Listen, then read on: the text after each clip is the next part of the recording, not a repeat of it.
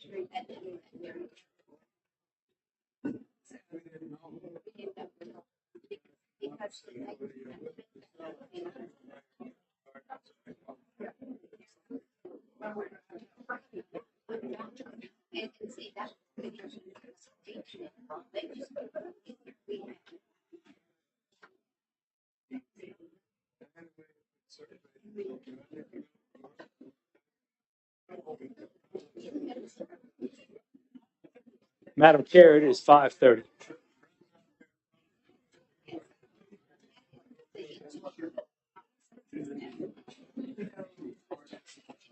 I almost feel like I need to take this off so they can hear my please. Good evening, everyone. I'd like to call this meeting of Planning and Zoning to order. It's good to see everyone, so many people here this evening. We're going to start by taking a roll call. Shelby, if you would take roll call for us. Yes, ma'am. Tim Dooley. Daryl Whitworth. Jim Jerome. Here. Holly Rickard. Here. Janice Menking. Here. Steve Thomas. Here. Jeff Lawrence. Here. Cindy Scroggins. Here. Emily Kirchner. Here. Thank you very much. Before we get started this evening, a lot of y'all probably just got those letters for the first time about this notice. I'm going to have Jason Lutz give y'all an idea, our planning director, to tell y'all what this meeting's about, what's transpired before this meeting, so y'all have some idea of what's going on this evening. Thank you, Chairman. Good evening, Chairman, Commissioners, citizens, guests, owners, operators, everybody from the public. Glad y'all could attend tonight. So yes, this meeting is regarding our short-term rental ordinance. As you can tell by the notice, there are a lot of changes that we're looking at making in this draft. Some are very specific to zoning districts. Some are specific to the development standards themselves. Some are specific to operational standards, and then some deal with penalty provisions. So we'll be talking a little bit about all of that tonight. But I would like to say that as we go through our public hearing, our seating is limited in this room based on occupancy. So there may be a need for some folks to kind of exit after they speak to allow others to come in. We have several still in the lobby. So we ask for your cooperation to get everybody a chance to speak that needs to. Tonight, Madam Chairman, what I'll be doing is focusing on the sections of code that we really didn't address in our joint meeting on Thursday. So for those that weren't aware, we had a joint council P&Z meeting last Thursday. focused on roughly 7 or 8 very specific issues that I was given direction. We do not have those changes ready to go, but I will kind of give a summary of what my direction was. So that last meeting, P&Z and council gave staff direction regarding R1 zoning districts. As part of that, we were directed to create a CUP process for people that may be surrounded by short-term rentals and want to do a short-term rental. But right now, the current draft would not allow any unoccupied short-term rentals in R1 moving forward, but we are looking at a CUP process. It will still allow a B&B or an accessory dwelling in your back if you live there. R2 was a little bit different. We got the direction that those areas for STRs unoccupied should be allowed by right. So we're working on making those changes. The other change was the short-term rental facility. This is multiple STRs on a singular lot. Those will now only be allowed. The direction I got was to allow them only next to commercial. So that's something we'll be looking at addressing as well. When it comes to the historic district, for R1, those standards will stay the same in the proposed draft, which should be out Friday. But for R2, council and P&Z gave staff direction to require some type of conditional use permit process for those. So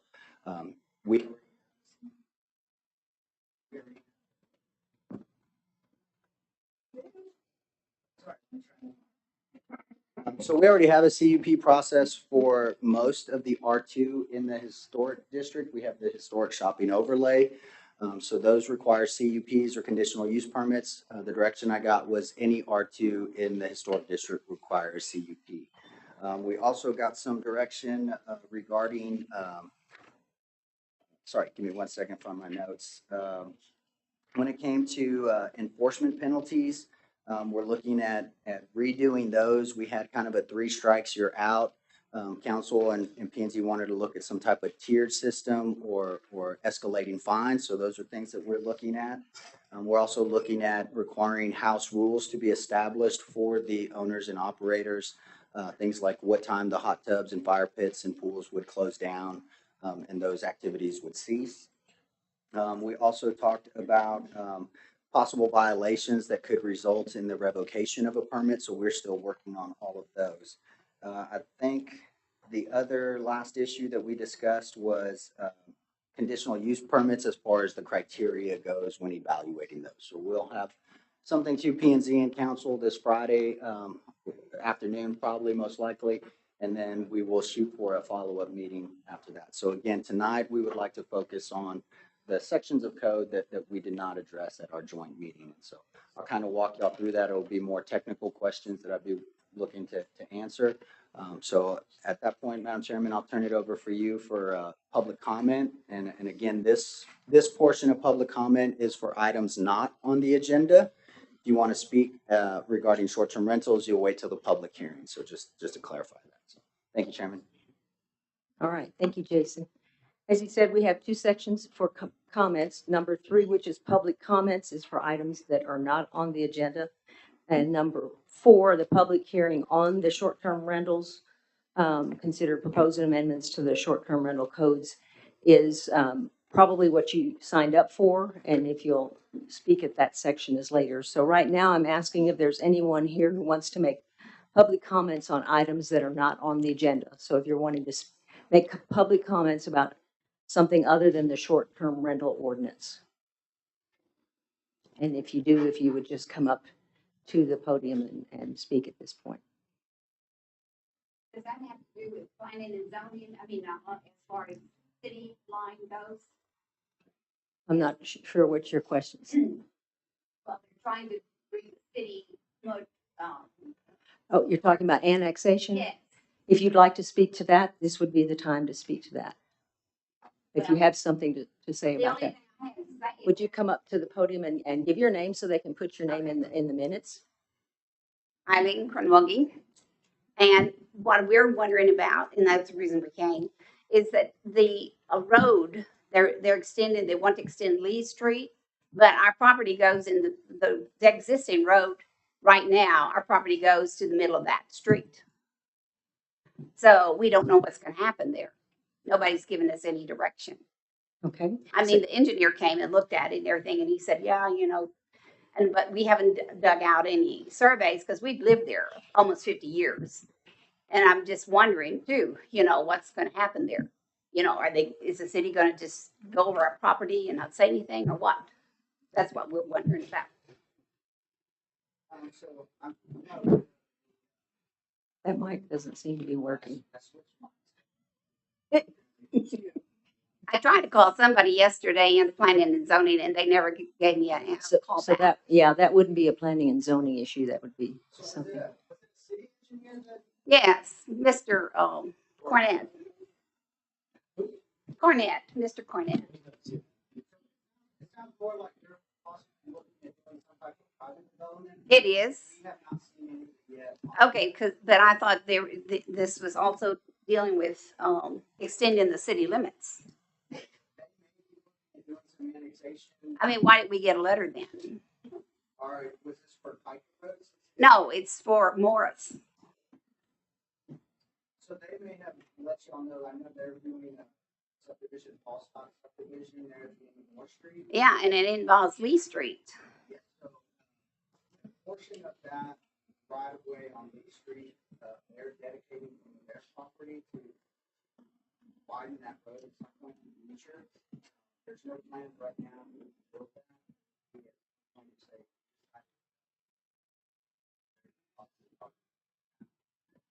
sounds more like Mr. Cornell was reaching out to you, but Well, he was looking at sewer lines and stuff like that.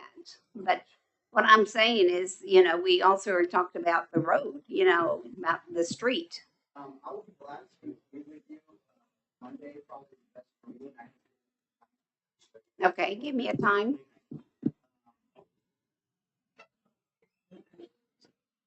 I mean, I thought that's why we got this letter. I thought this is going to have to do with the city limits and them moving the city limits. And well, then they shouldn't have even sent us a letter, I guess. So I can meet with you anytime Monday before noon. Right now, my calendar's open. Okay. So you just Thank let me you. know what works for you. Thank you.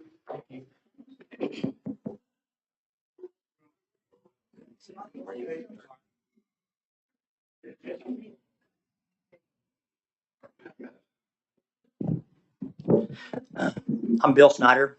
I'm a resident in an R1 area.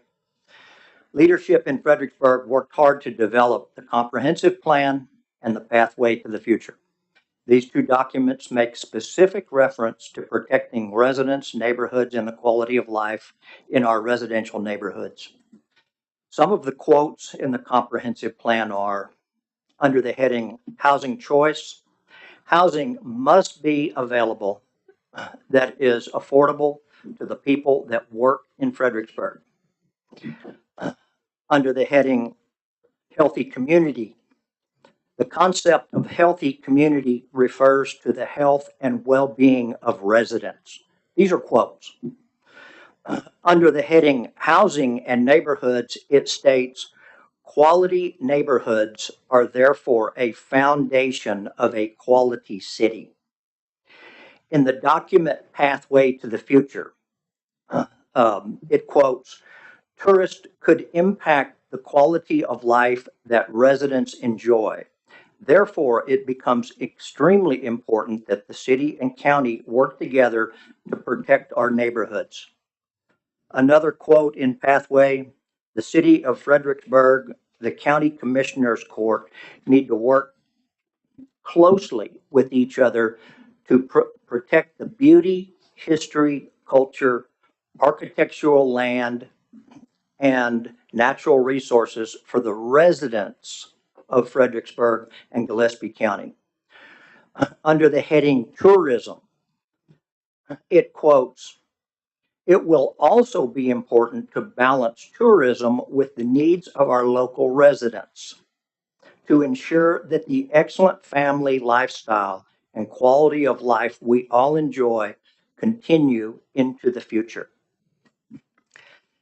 If anybody attended the citizens' input meetings at Lady Bird Park, it was obvious that residents don't feel like their quality of life is being protected in R1 areas. Both of these documents deal with planning. I did not see a single comment in either of those two documents that expressed interest in protecting businesses in R1 areas. Thank you.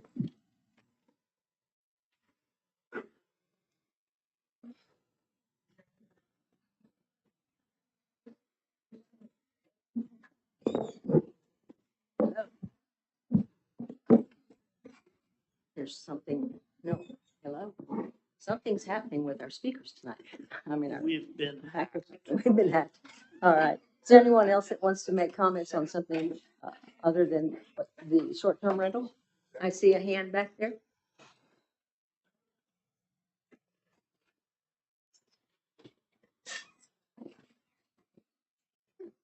Deanie Hartline, and I'm a resident of Fredericksburg. I don't know if this is the correct place to mention this or not, but due to the water shortages that Fredericksburg has, it would be nice to have y'all do some sort of ordinance that every new house and every repair job that is done on like a shower or something have a separate temperature and water control volume. And that way you won't be turning the faucet on most of the way up in order to get hot water. You can get warm water with just a trickle of water.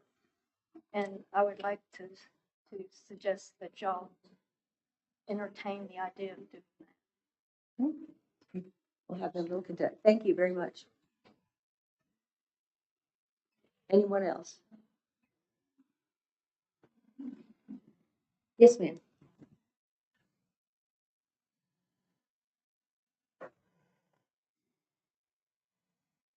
I'm Brenda Nichols. I want to address two things. One, our building permits.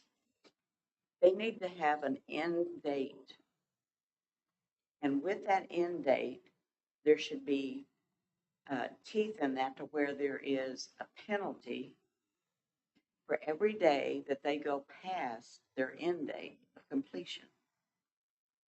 We've got too many projects in the community that languish. And I know each one of you know the ones that I'm referring to. If our building permits had some real teeth in them, like is in a lot of communities, then we would have more control over the existing problem. And the second thing, I parked and was walking down Main Street towards El Milagro from probably around Haberdashery area. I was taken back with how unkept, how trashy that whole area looks. There is one boarded up window, storefront window after another. It's obvious there is no effort to maintain the exterior of that building by the property owners. Once again, as a community, we want to take pride in the community, and our downtown is the face of the community for so many people that come here. So we need to make an effort, however you go about doing that kind of thing, but there needs to be some teeth in some things to where the city government has control over a lot of these kinds of issues. So just a quick recap, number one is some teeth in these building permits where we don't end up with vacant, derelict, half started, half completed, half this and half that all over town.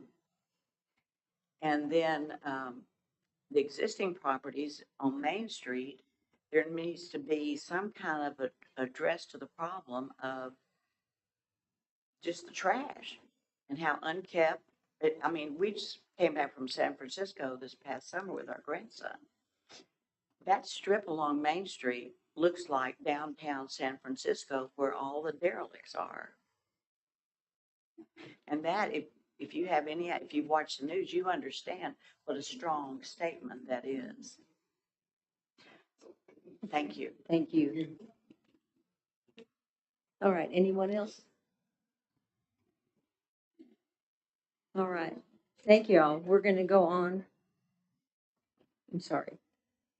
No, are you leaving? Okay. We're going to go to item number 4, public hearing. 4A, request Z2120 to consider proposed amendments to the city's zoning code regarding short-term rentals regulations, including but not limited to development standards, parking requirements, land use charts, definitions, impervious covers, and other regulations.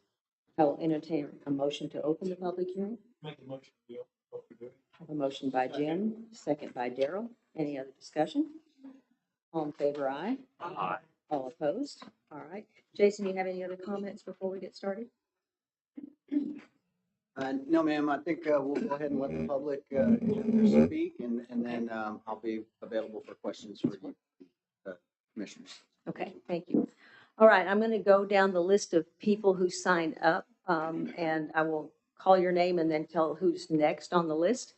We don't have a time limit for this, but we would like for y'all to think about keeping your comments to 3 to 4 minutes at the most. We usually time them when they're public comments, but just try not to keep going on and so that everyone has a chance to speak tonight. So we do want to hear you, but we want to be able to hear everyone. So we look forward to hearing from each of you. The first one on the list is Courtney Salindis, and Natalie Branch, you would be up next.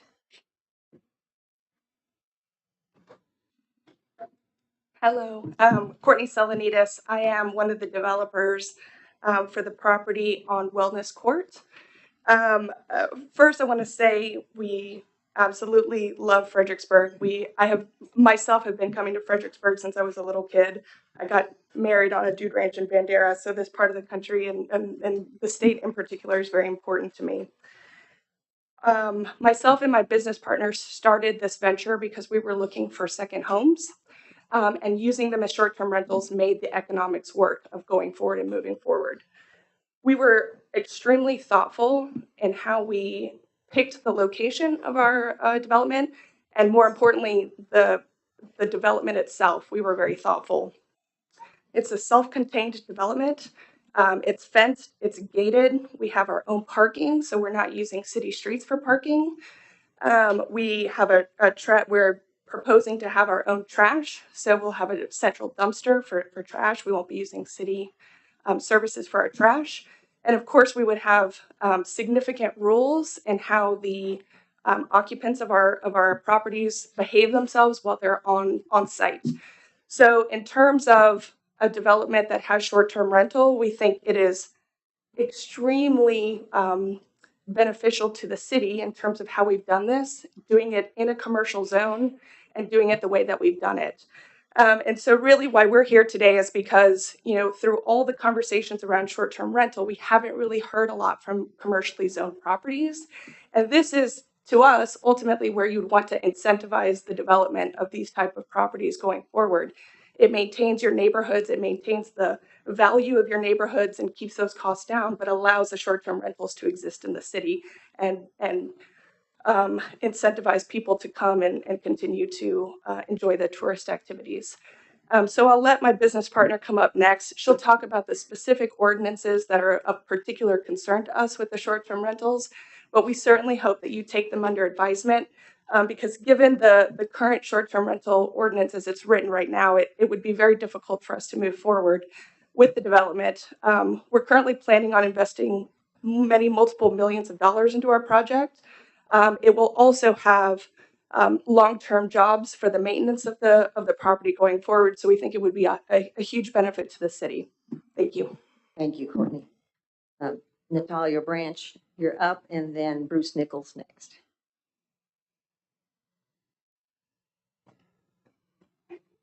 Hi, everyone. Thank you so much for giving me an opportunity to speak to you today. My name is Natalia Branch, and together with my husband, Lance, we're partners with Courtney and her husband, Stefan.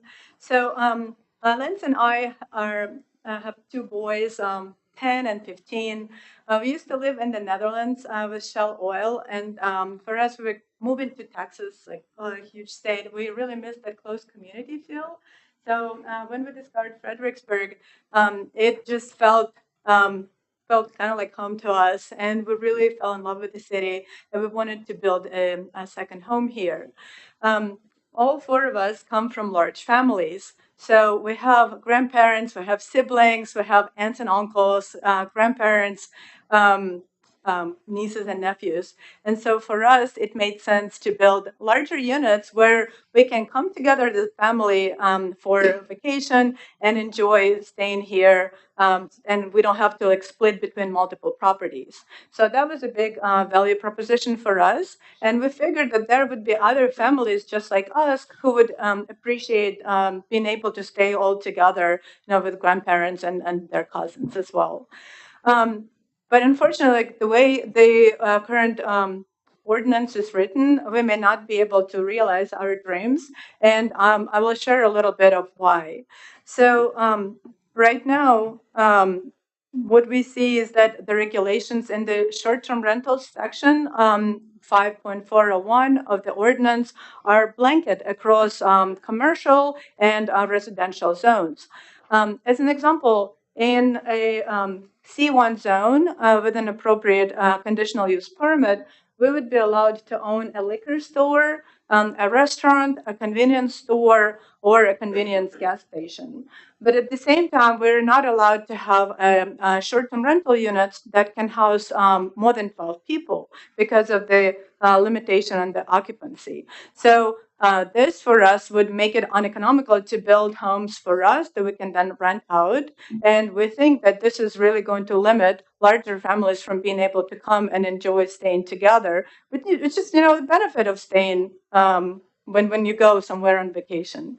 So what we wanted to ask is that we believe that the short-term rental regulations should not be the same unilateral between the commercial and residential zones. And we really believe that the commercial zones are ideally suited for this kind of short-term rentals.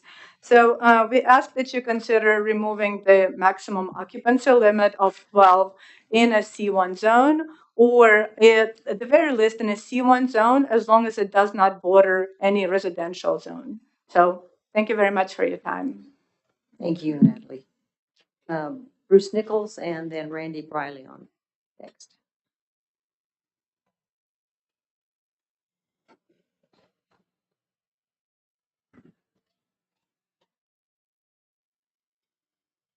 Hi, I'm Bruce Nichols. My wife Brenda's here as well.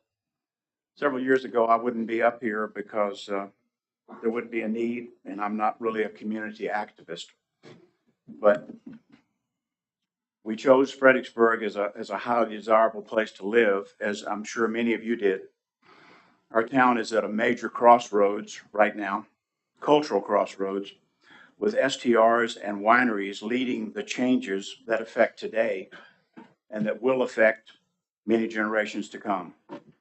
As background, Brenda and I have been long-term histories as property owners here in the city and in the county. Our home at 409 Spruce Street is a 1912 Victorian classic in a predominantly owner-occupied area with a number of other very, very nice homes. We have a one-bedroom detached B&B with off-street parking that's in full compliance with what the proposed regulation would be and was before. We completed a one-year remodel of this home in February of last year. We just completed it a year ago. Our architect planned and designed all the exterior of the home in full compliance with the Historic Review Board, and we met with them frequently. After moving back in, however, we had two big surprises. One, right behind us, a non-owner occupied STR had moved in. So we can have enjoyment of our backyard on Monday to Thursday, but Friday to Sunday is fair game because of the other noisy parties, alcohol, and the marijuana wafting over the fence. Similarly, Brenda takes her dog out for a walk every night about 10 o'clock for about a block to do his thing. And one night, a boisterous group of men who were very inebriated were walking from town. They came onto Orchard Street, our side street. Brenda immediately picked up the dog, and because he would have otherwise run over to the walkers, they immediately started heckling Brenda with, "Oh, don't worry, lady, I'm not going to hurt. We're not going to hurt you or your dog." So she just turned around and went back toward the house, and they continued to heckle her all the way. So that was very disturbing, and I'm sure that any husband or father would be similarly disturbed. Our investment and our way of life are negatively impacted by your very disgusting sellout to commercial rentals and your betrayal of the trust we have placed in you. It is evident by your zoning decisions that you view R1 and the historic overlay on both sides of Main Street as just extensions of the wine tasting rooms on Main Street. It's great for downtown, for the tasting rooms and for the STRs, when drunks can walk back and forth freely between downtown and their STR in our neighborhoods. And politically, you can smugly put the historic upgrade burden on us and the cost that goes along with it, of those of us who live in these areas that these people walk back and forth in. New Braunfels has an STR regulation that reads, quote, "Short-term rentals are not allowed in any residential zoning districts," end quote. Even New Braunfels, it has the kind of things that we know it has, but they protect their neighborhoods. Charleston, South Carolina, in 2018, enacted an STR regulation that prohibits STRs within the historic district and does not allow grandfathering. You, the Planning and Zoning Commission, and the City Council need to get STRs out of R1 zoning. They are not compatible, and those of us who have invested heavily and love this town are very disgusted with having non-owner occupied STRs in our neighborhoods. Thank you. Thank you, Bruce. Randy Briley, and then Bill Schneider. Good evening. I'm Randy Briley. I'm a resident of of Fredericksburg and appreciate city staff's work on this. Has been a very long amount of time we've worked on this together. Appreciate the planning and zoning as well. I have to agree with the gentleman that was just here a moment ago that the alcohol component has been a subject of conversation for a very long time, and it's a component I don't think we address in this conversation, but I'll reserve my comments on that. I handed out a packet a little bit earlier, and this is coming out of our joint session from last week where there were a couple of things that were being asked of the STR Alliance, and one of them was to put together some messaging. So I won't read through every bit of this, but if you have the document on page 1, we talk about integrating the message from STRs, platforms, and in the home itself into the Love Fredericksburg campaign that Ernie Leffler has put together. So on page 2, this is actually Ernie's language. In parentheses and bold italicized, those are words I put in there. We've reached out to Ernie to sit down and see if this is agreeable, to make sense. We want to start to tie language into the Love Fredericksburg that introduces. We need to have good neighbors, good guests. We need to make sure that we are observing house rules and that we're in compliance. The page after that touches on more pointed messaging that would go onto the platforms, Verbo, Airbnb, Vacasa, Absolute Charm, Guest House Schmidt, and so forth, that would start to introduce guest responsibility. So the guest has a responsibility when they're here visiting. It's not just come here, unpack the wine, and have a great time. They have responsibility to make sure they're being good neighbors and taking care of folks that are next door and being compliant. We talk about violations, what those are. We start to introduce the concept of fines and what that is. We also start to talk about the grounds for eviction, allowing STR owners and reservation companies to remove guests like that gentleman was alluding to. If they're not in compliance, then they should be removed from the property. So we introduce that language. The next part is much more specific language, And this would be something that would be framed in the house itself. And you start to talk about very, very specific things. Absolutely no events, no parties allowed in these properties anywhere. All the reservation companies that I've spoken to in the city so far have agreed with that language. We talked about occupancy, what it is, and how many are allowed in that home. Noise, lighting curfew, outdoor quiet hours, parking, trash violations, and again, re-emphasizing grounds for eviction as a last case, but a necessary step if needed. So that's kind of the joint integrated marketing campaign and messaging campaign that we would propose as a starting point. The second part of this talks about fees, permit structures, and the next page is actually a direct lift from Jason's existing, so we didn't touch that. We introduced licensing in a per dollar cost for additional bedrooms. The next part, if you remember the joint session we had last week, I talked about borrowing Tom Musselman's car and heading down 290, 120 miles an hour. We thought about that analogy a little bit more, and the responsibility also lies with the owner to provide safe infrastructure for that property that they're staying at. So we talk about infrastructure and behavior and start to separate that out a little bit. Watering, trash, lighting, and parking as being introduced as minor violations and what that would mean and who's responsible for that. If the sprinkler goes off on a Wednesday and there's a guest there, the owner should be responsible for that because he or she is responsible for managing the box that handles that. Lighting, making sure that we're complying with downlighting in accordance with city ordinance. Parking, that we're providing proper off-street parking and that the guest is compliant with that. Noise is a major nuisance violation, and if there is a violation of that noise ordinance, the initial fine would go to the guest staying on the property, and there would be a window that if the owner receives X number of violations in a period of time, the owner is now responsible. They're on the hook. Obviously, they have an operational problem. They need to fix that. And if they continue to break that over a period of time, then there's a much stiffer penalty that we'll talk about in a second here. The major permit violations would be operating without a permit. If you are caught operating, there is a very stiff penalty, and that is an owner issue. And if you're caught not remitting hot taxes in an appropriate time, that's another major penalty. The next page afterwards, we talk about the escalating fees for first, second, and third, and who would be responsible for those. Again, I used a starting point here, Jason, so if you want to tweak those or have something slightly different, we just wanted to have a starting point.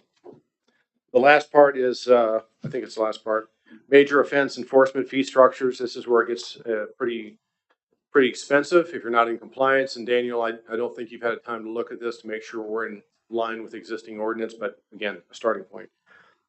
Major offense, non-remitted hot taxes and STR operating without a permit.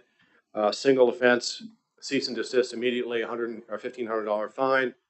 And if they, Ray goes back next weekend and they're operating again, there's a much stiffer penalty on a daily basis that continues, and they have to come into compliance until the fines continue until they come into compliance. Major nuisance, noise, guest, as I mentioned, citation goes to the guest on the first round. We'd have to put some language in there that if you have a problematic guest and I'm out of town, I need to take care of it, but you don't get a fine on Friday, Saturday, and Sunday. These are separate reservations, but we need to put some parameters around it so they don't offend day after day. First citation goes to the guest. After 3 violations in 90 days, the owner receives a fairly stiff penalty. And if the property continues to operate outside of the guidelines of the city ordinance, then there's a very stiff fine, as you can see in your pamphlet, that the owner would receive because he or she is not maintaining proper ordinance adherence, if you will. So thank you. I'm always available for questions if you need anything, but wanted to get this in front of you tonight. So thank you for your time. Very good. Thanks, Randy. Bill Schneider, do you have something? Did he leave after he spoke earlier? Okay. Bill Sewell and then Ron Slaughter next. Bill Sewell here.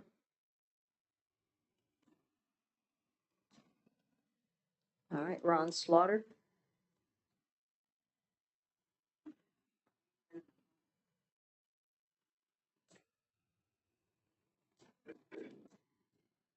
They out there? Okay. Harry Ilsing.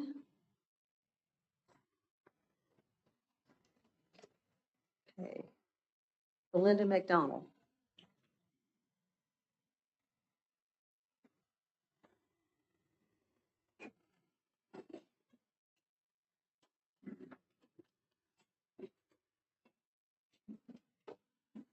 Good evening, Melinda Mcdonald. I live in Fredericksburg. I live in the historic district of Fredericksburg. Thank you again for holding this tonight and getting comments from citizens and owners. I want to touch on a couple of things quickly. I want to echo Randy's discussion about rules and let you know this is something that we began actually last summer discussing. We've talked about a lot of things. I'm sure a lot of it is hard to remember, but it was one of the first things that we began to take to the city to try and highlight, because that why we need those rules is without the city putting it in an ordinance, STR owners have very little leverage with platforms to evict an unruly guest. So when the city helps us, puts those rules in there so that we all have to abide by those rules, and we all put that on our listings, then platforms like VRBO and Airbnb can't argue with us, and it makes it much easier, much quicker to evict a guest and to fine them.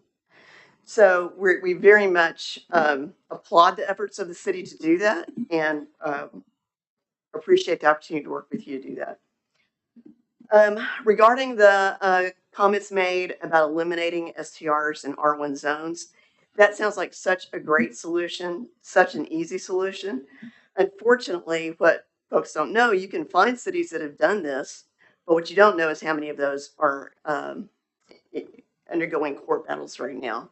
The Texas Supreme Court has ruled that R1s that STRs do fall under R1 use. Other courts in Texas have said they have to be permitted throughout all residential zones. So the better answer is to work with us, work with the Alliance, create good rules that are easy to enforce and that are enforceable so that we can have the teeth to go against those guests. Those same guests that are unruly and causing problems are the same ones tearing up our houses, and we don't want them either.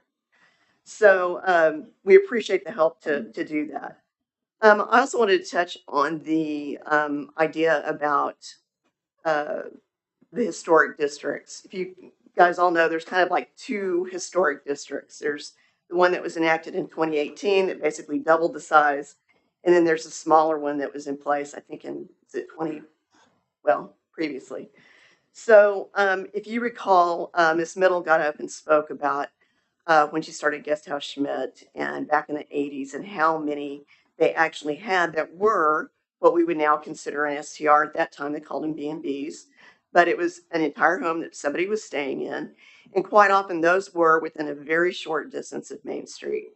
There's also folks that mentioned the high traffic streets in that historic district. We do have a home on a high traffic street, and I can tell you there is a night and day difference between living on one of those high traffic streets and one block off, which is where our house is. Both of those are in the historic district. I would not want to live or let a kid out on a bicycle on that high traffic street. So those are just the things I wanted to highlight. I hope you keep those in mind as you're going forward.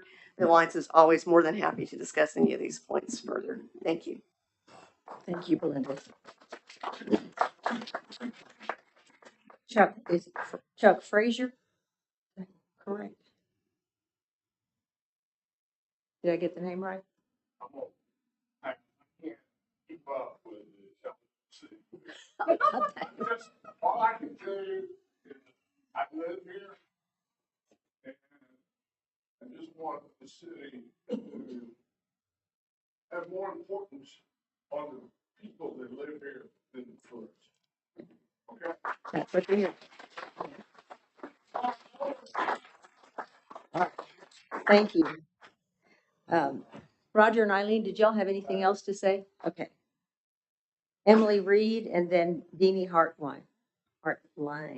Yeah.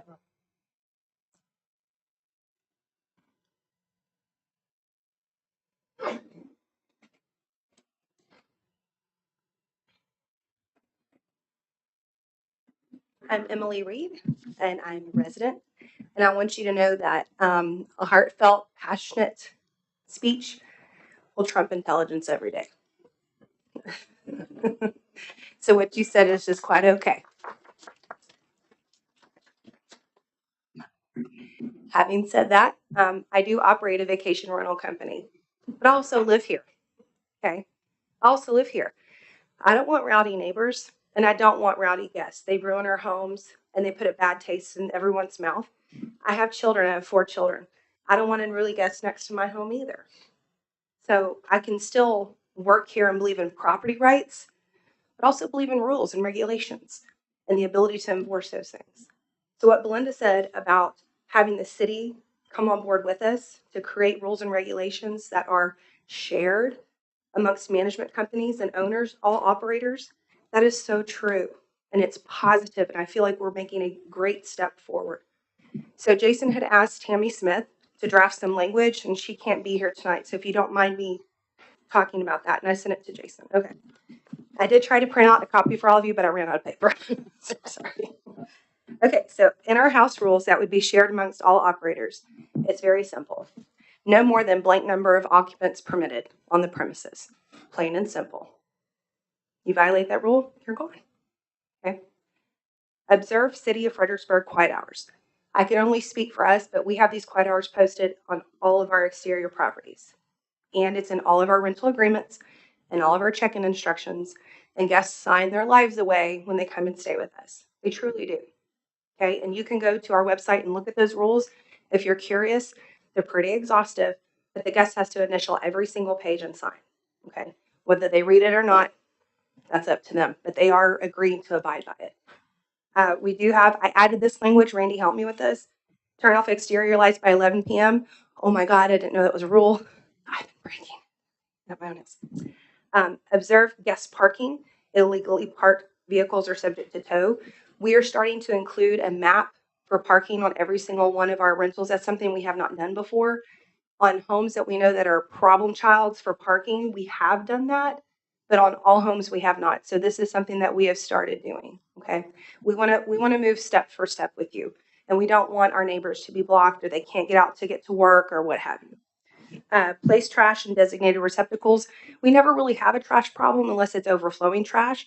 So we have a suggestion, and this is just for my management company. I cannot speak for anybody else here. But if you sleep 1 to 4 occupants, 1 can is fine.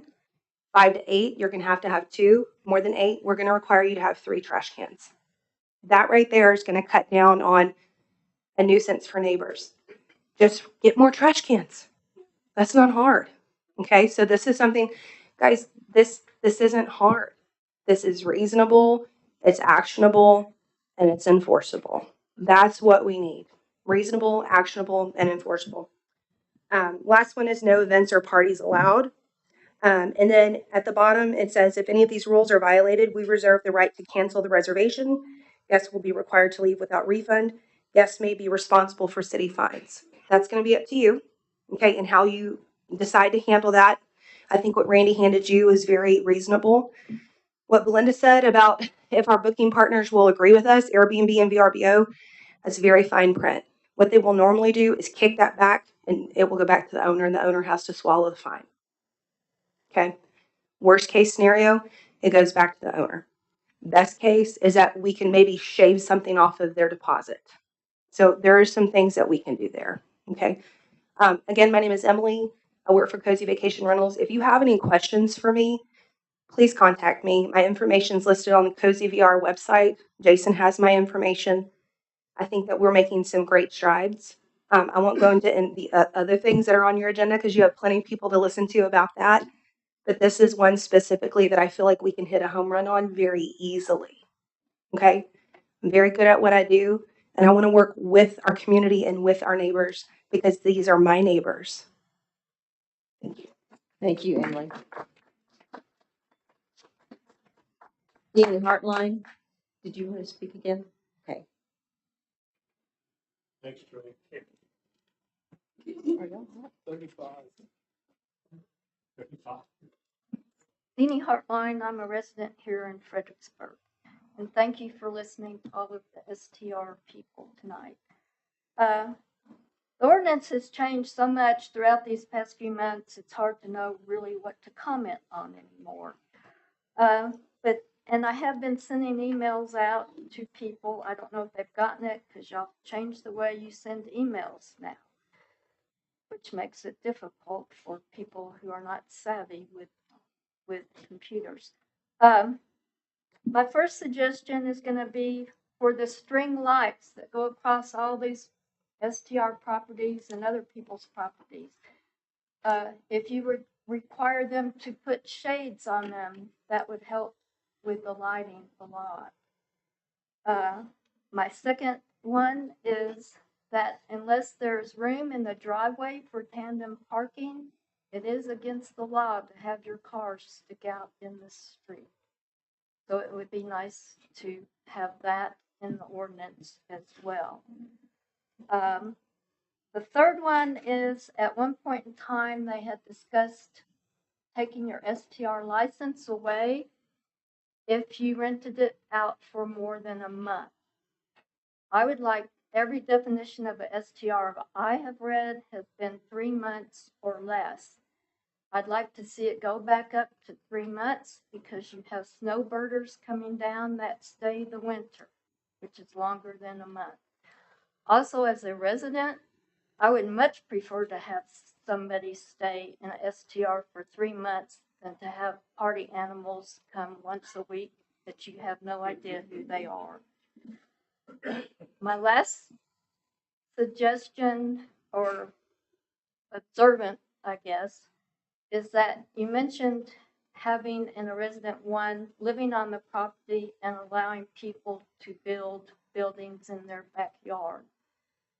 Eventually, this might become another problem for the city if everybody decides to build another house in their backyard. It can create a whole different set of problems. My other suggestion would be is that since we have so many STRs and there seem to be so many problems, that the city create a STR board similar to the planning board and other boards that you have, consisting of various people that would handle the STR situation in this city going forward. That's all. Thank you. Thank you. Mo Sadi. And then Jim Page is next.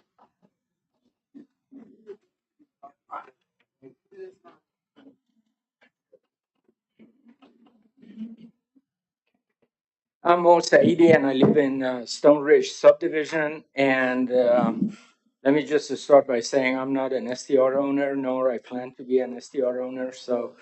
But the only concern that I have I'm speaking for the subdivision residents, and there has been a lot of discussions on this. We are R1 subdivision planned, master subdivision planned, and it prohibits STR in our subdivision. However, with regard to a lot of the discussion that's been going on over the months and so forth, we are worried that somebody can find a loophole to get into our subdivision and create an STR. It takes a smart lawyer to do that, and we don't want to go that way. So what I had done last time when we talked these things, I made suggestions that would be win-win for all of us, and I submitted those, and I like for city to really take those seriously and respond to us accordingly. One of those is that anybody who comes in there and applies for STR permit, in that application, there ought to be a question very specifically that says, is this property in the master plan subdivision enforced by HOA? If it's yes, you must submit a certified signed letter from HOA approving to the STR before the city proceed with that request. If it's no, follow the instruction and complete the process. I think that is a good suggestion. I think it doesn't cost anybody anything. It also takes the city from any potential liability, but it also forces the owner of those STRs to come back to HOA, and we would disposition that accordingly. I think that's a good thing for everybody in the R1 master plan subdivisions. Number two, I hope that you all would consider that for future, maybe the city ought to consider certain zones in the in the city area where R1 is designated R1 that would not allow future STRs, period. You designate certain areas that you would not, if the development comes for an R1 and so forth, you designate those no STRs in the future and create an according code associated with that. That's for consideration. You all think about that we are really serious about these two suggestions, and I like for that I submitted to be part of the record, and I would like to have a formal reaction to that and response to us. It's important. Thank you. Thank you. Jim Page and then Jeffrey Morin.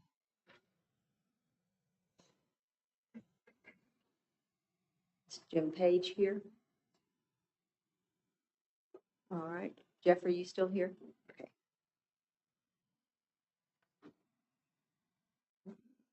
Oh, and after Jeffrey, we have Mike Mahoney.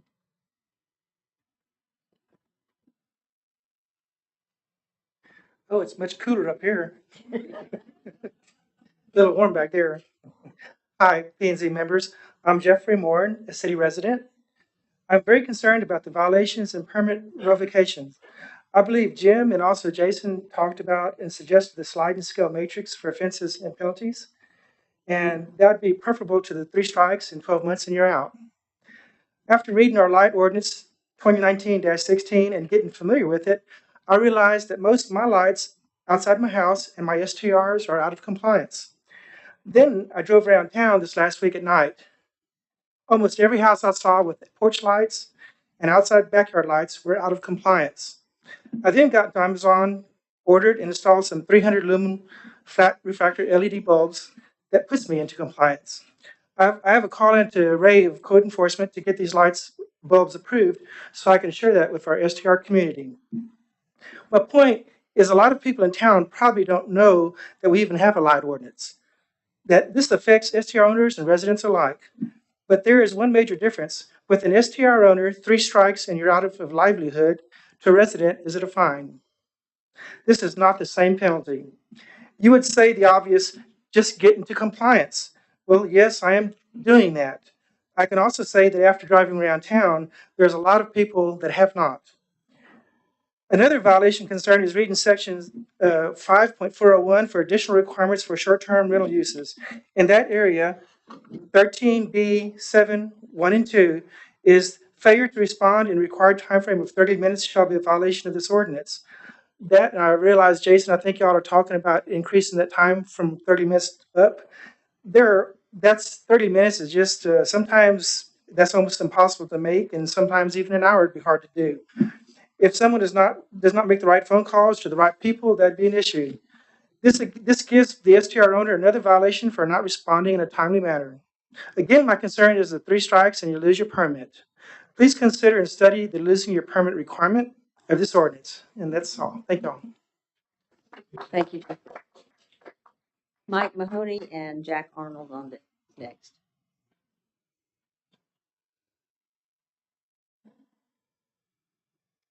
Good evening. I'm Mike Mahoney. I live here in the city in Mr. Dooley's parents' older home. Love it. It's an R1 neighborhood. And I think we've heard all these comments about, well, we create these exceptions and these rules. The bottom line is we've put hotels in neighborhoods that don't belong. They don't belong in R1. It's simple. It is simple, really, as someone said. And it's enforceable. And contrary to what others have said, the courts have ruled most recently that the city can regulate them and they can prohibit them. So this fear mongering about, oh, lawsuit this, lawsuit that, they're going to come if they come. But the bottom line is the city has that right and it should exercise it in protecting the local residents. First, I'd like to address one specific, what I think is an error from the last meeting. There was a discussion about a very narrow carve out of allowing future R1 STRs. And that was the situation presented by Councilman Musselman, discussed at length by the council. A stranded property, if there was one or what they use the term, last man standing residence in an R1 neighborhood that had already become largely STRs. not largely, but predominantly. Yet when staff read that back, it was broadened substantially. I think that's an area you need to go back and look at and listen to that portion of the discussion. As I understood it read back, it was you had to have an STR on two sides of you, not all three, and only 50% of your block had to be STRs for you to qualify. That's just allowing this domino effect that we've been seeing for years. We need to stop propagation in R1. If there's a very narrow carve out, you're surrounded, 80% of your neighborhood's already become R1. Well, I can kind of understand it, but certainly not 50%. More broadly, I ask, all this business about house rules. This is all great, but as you know, those of you that are already owners of STRs know it's darn hard to enforce a violation. The police show up, the noise is gone. They leave, they come back, the noise is gone. You have no proof. We've had all kinds of discussions about loudness monitors, etc. But I think we all know they're problematic. They only identify at a certain point in time. So the discussion about, 3 violations or whatever, that's so harsh. It's going to be the really bad actors that get nailed by this, not somebody. If you've been caught with 3 violations, you've probably got 20 that just haven't gotten nailed on it yet. I ask you finally, overarching, please keep in mind when you're drafting house rules, penalties, put yourself in the position of a neighbor that's had an STR developed next door to you. A neighbor that either has a child they're trying to get ready for school, or a neighbor that's trying to get to bed so they can get to work the next day.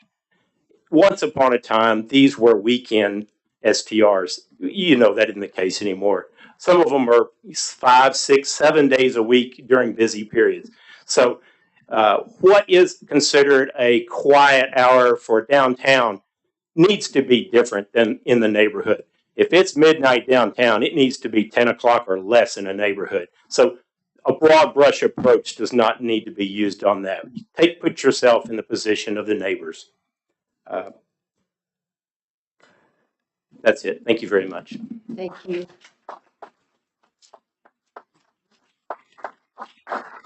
Jack Arnold, and I think this last one is Brenda C. I can't read the last name that lives on Travis Street. I'm Jack Arnold, and I'm a short-term resident of Fredericksburg. I moved here in 1990, and in that particular time, that 35 years was nothing to live here. You had to be here from the day you came. But the thing I'd like to say on this is that I worked 23 years in real estate here in Fredericksburg.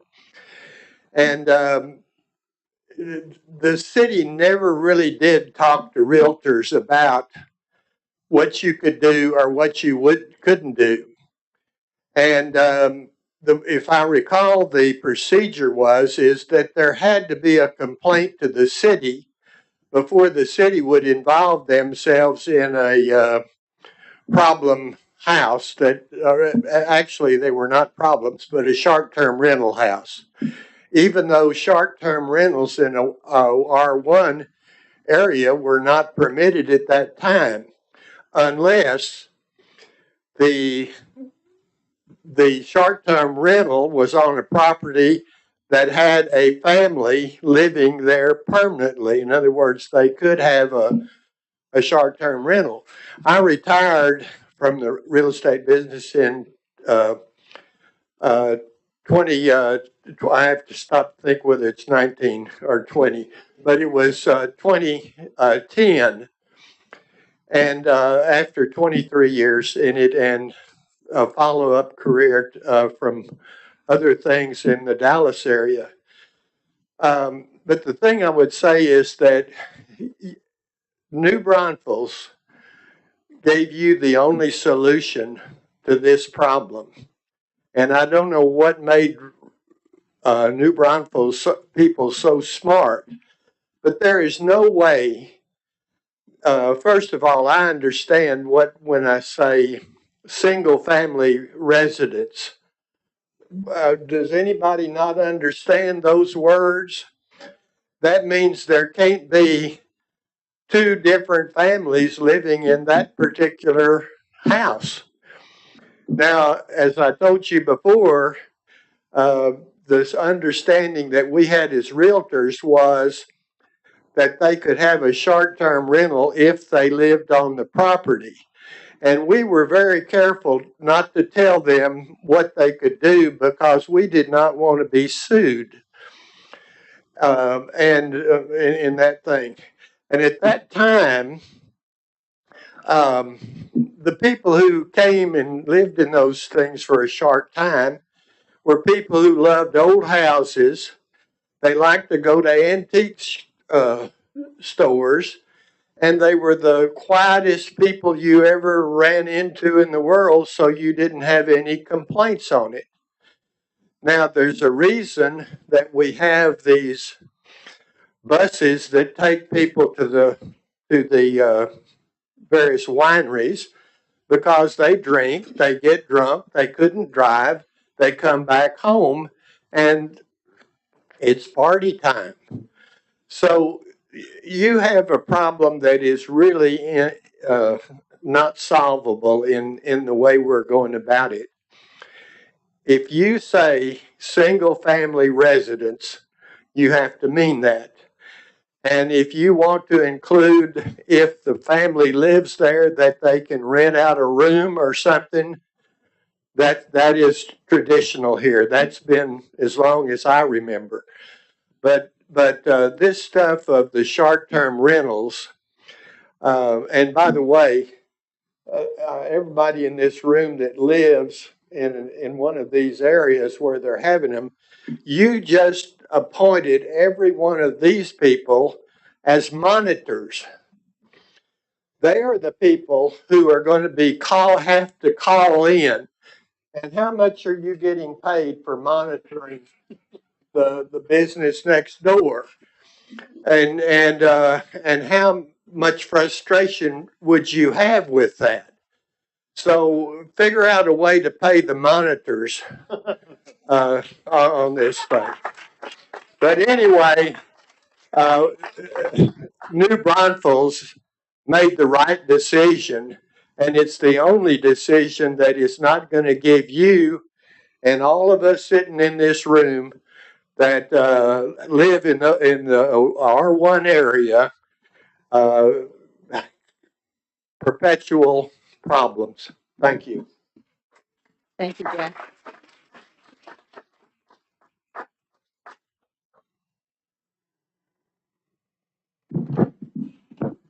Hello, my name is Brenda Cole. I live on Travis Street. And I'm speaking in favor of strengthening the regulations governing the STRs that are operating in the R1 areas of our town. Parking is a huge concern for me. The house across the street is an STR with an absentee owner, and it's advertised to sleep 12 people. It's much smaller than my house. It's probably less than 3,000 square feet. The lot is not large.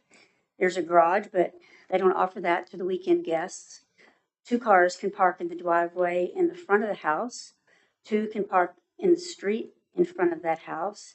But that leaves 2 cars to park in front of my house.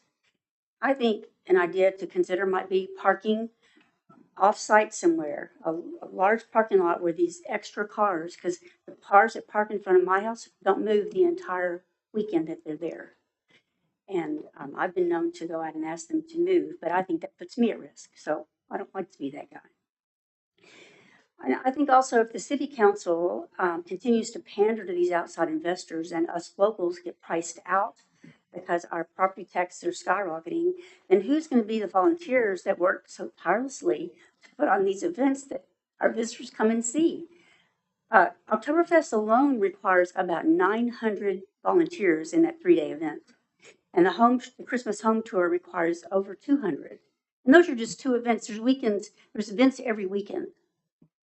So I think that could become an issue if we continue to let the investors buy up all the homes. It's been spoken by someone about light pollution. And yeah, light pollution is everywhere, but a lot of these STRs have lights that are left on all, all week when the house is empty. And I don't know, but if this committee and the council have not had conversations with the current code enforcement officers to find out their perspectives, and I think that that would be a good conversation to have. They are the frontline people, and they know what is happening and what would work and what would not work. And Ray is just a great guy. He's so full of information and he's very helpful. And finally, I concur with Mike Mahoney that as the P&Z and city staff consider residents having to live near an STR, and the consideration should be what would be best for the resident, not an out-of-town investor. Thank you. Thank you. Was there anyone that came in late and didn't get to sign up that would like to speak? I move to go out of public hearing back into regular session. Second. All right, I have a motion by Tim. I have a second by Jim. Any discussion? All in favor, aye? Aye. All opposed? All right, let's go to action item number 5A. I'm sorry, I didn't say that. Thank you all for your comments. I should have said that before we went on. I appreciate all of y'all coming and taking the time to make these comments. Action item number 5A is request Z2120 to consider proposed amendments to the city zoning code regarding short-term rentals regulations, including but not limited to development standards, parking requirements, land use charts, definitions, impervious cover, and other regulations. So Jason, you have more comments now? No, I'm going to go ahead and just open up the floor, and I'll be ready to answer any questions you have regarding the document itself, either what a definition means or what the regs are, practical applications, scenarios. I can go through all of that. Like I said, I would just like to focus on the areas that we did not cover in our last meeting. That way we can come back at another meeting and tackle those. So I'll turn it over to you. Thank you, Chairman. Thank you. All right, anybody have any questions? You just want to go commissioner by commissioner?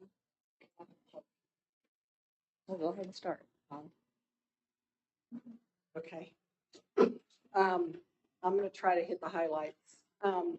One of my questions is about the short-term rental B&B definition.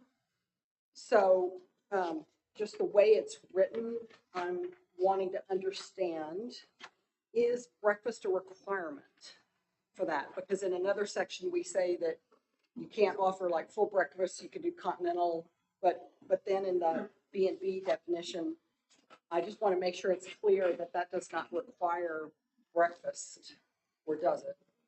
And my second question on that is the homeowner allowed to rent out the entire home, or are they only allowed to rent out a room in the home? So on this one, this definition, there's no requirement to serve food. We can probably take that out if it gets confusing. I think. Can we call that like a primary residence short-term rental or something like that to indicate that you're utilizing the primary structure where the other one says accessory? We can look at that definition. We chose STRB&B just because that's how everybody knows it. We try to keep it. So we'll take a look at that. Okay. So yes, it wouldn't require the homeowner to serve breakfast. And there's some language that we cannibalized from our old ordinance that prohibited food service in areas that my thought process is because we didn't want them competing with restaurants or something like that. But to serve food, you do have to have a commercial kitchen, and so you get into health issues. So most people don't do that, but we will look at the definition of STR. And would this cover like the homeowners who rent their home out as an STR for part of the year when they go someplace else and then they live in the home part of the year?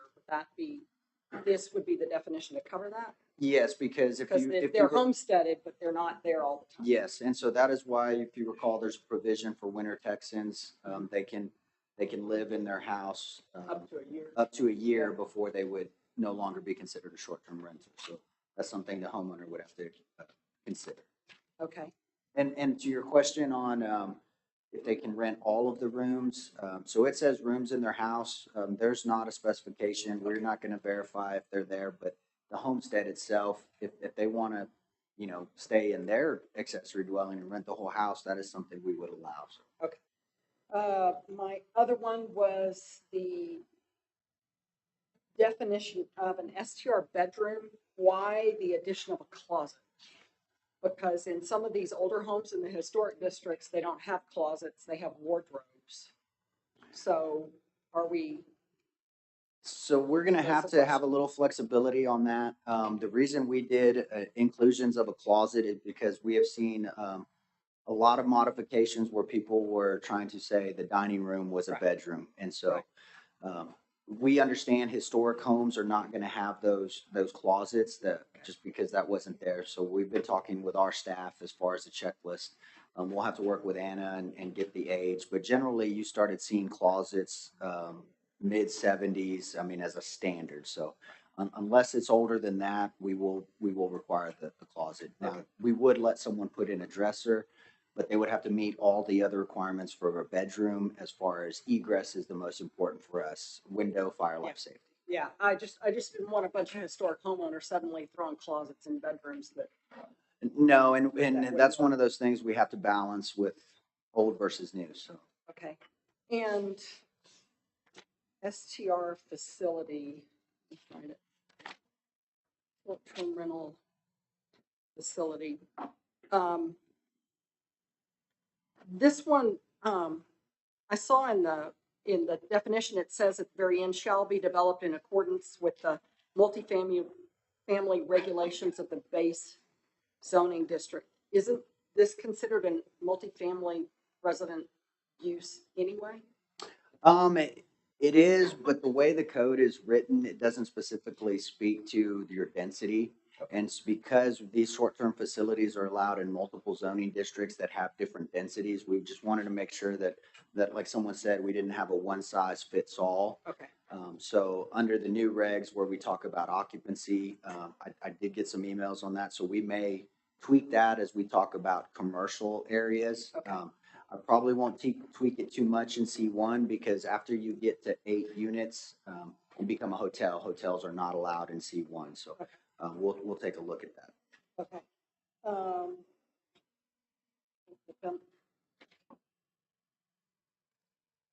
Okay, and then we had that section of the other definitions in section, I think it's 4. Where was that? Where we have the uses. Are you talking the duplicate additional residential sections? Yeah. Can we fold those together somehow to where they're all sitting in the same definition section? So that definition section is actually it's just copy and paste from our definitions. Right. So we will most likely just seek to delete that section in its entirety. We've had this conversation about duplicating sections of code. So I do need to look at it to make sure there's nothing missing from the definitions before we do that. Right, that's why it's kind of like folded in and just, yeah, okay.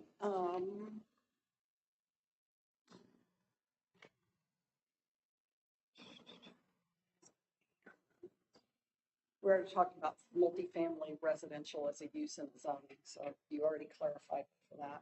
Yes, and so just the background on that is because we want to make sure that not only we're meeting density, but we're meeting parking and all of the setbacks, because if a property is to change hands or change uses, we wanted to make sure that that use was viable as multifamily as well.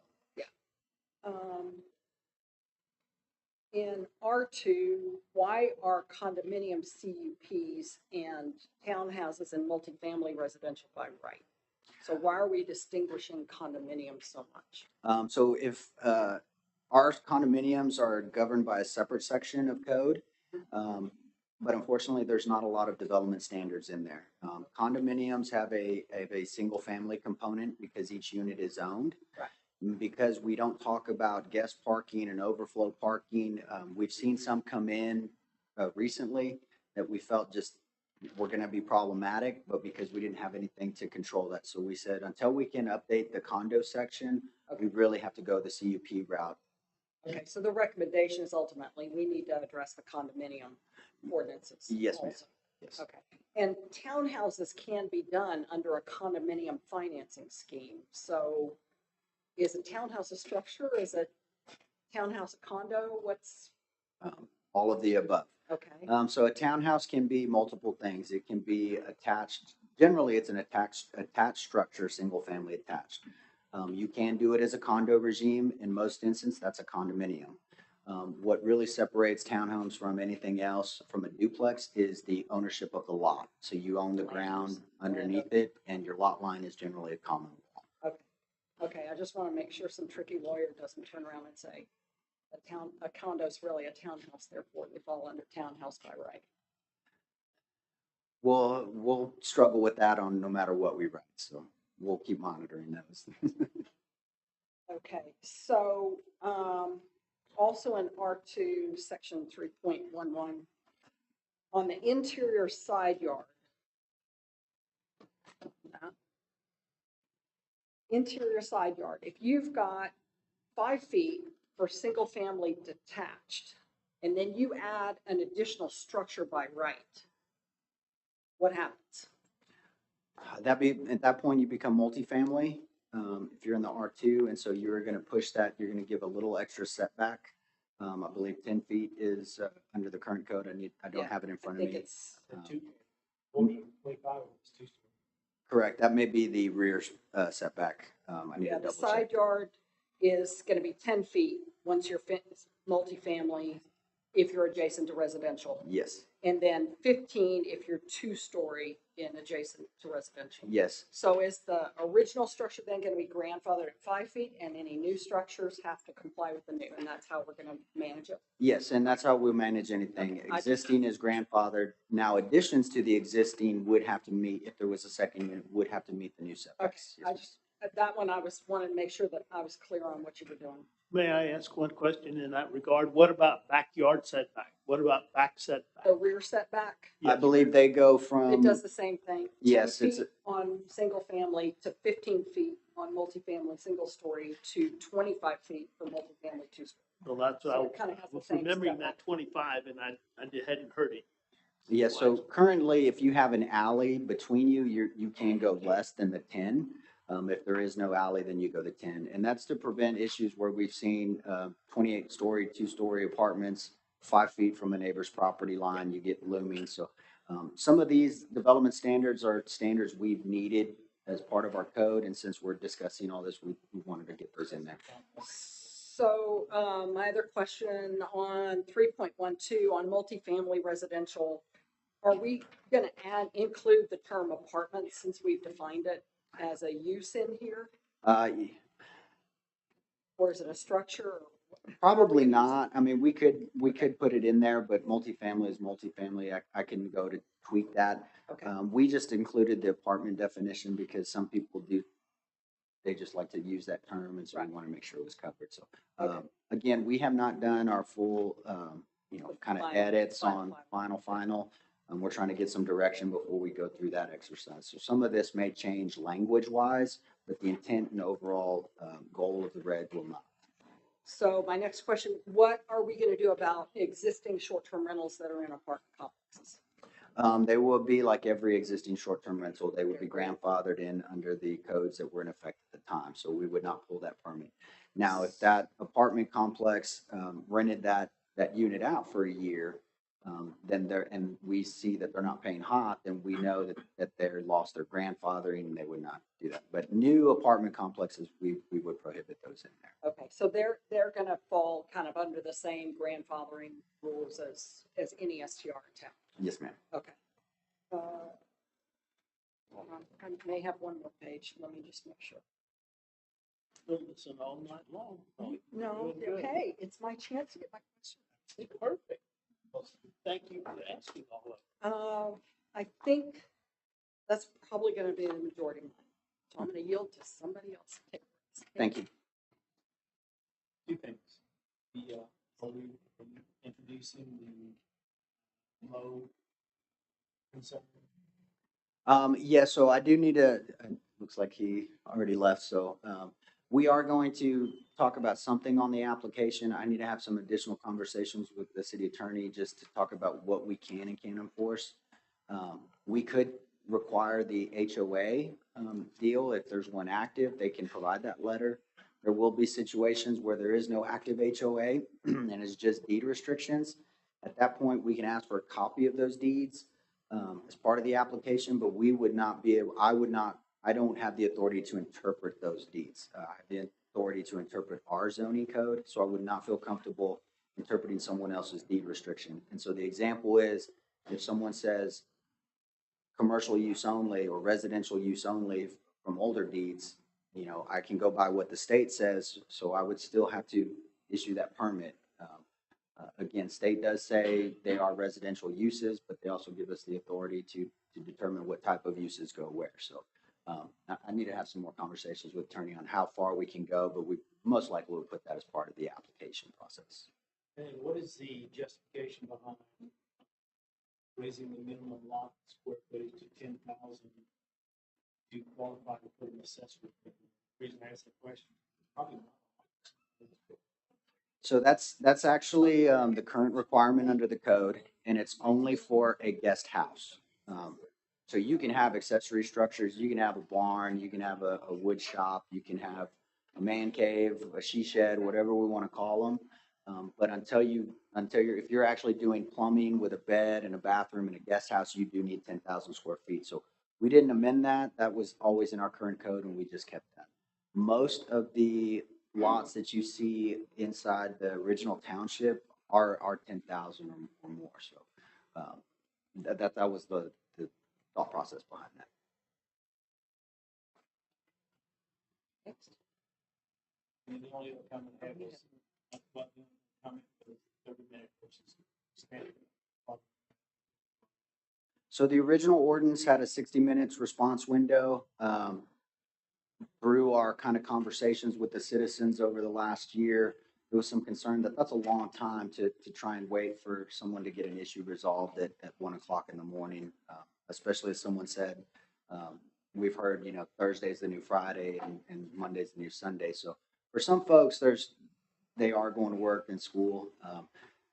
Fredericksburg is a fairly small town. I mean, you can get across, but we'll probably reevaluate that because again, at 2 a.m, you hear the call, you wake up, you get dressed, you drive, it may be more than 30 minutes. So we'll probably reevaluate that, but we would have to make it continue to be a fine again, or a penalty. That was in our old ordinance. So we want to keep consistent with what we've allowed as much as possible in certain aspects.